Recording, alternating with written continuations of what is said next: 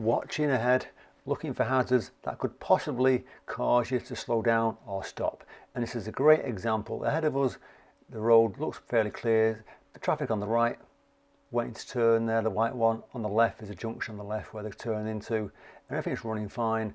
Out of the blue, that white car on the left, straight in front of us, forces us to slow right down to avoid hitting them. So watch out for things like that, otherwise you're going to drive into them. If you're at the junction emerging, make sure you double check to your right and you won't have had that problem.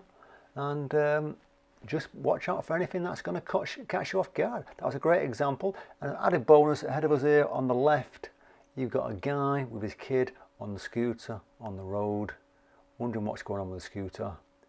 Shouldn't be on the road, it should be on the Red Way in Milton Keynes. Causing a hazard for everyone, possibly causing a hazard for himself and his kid.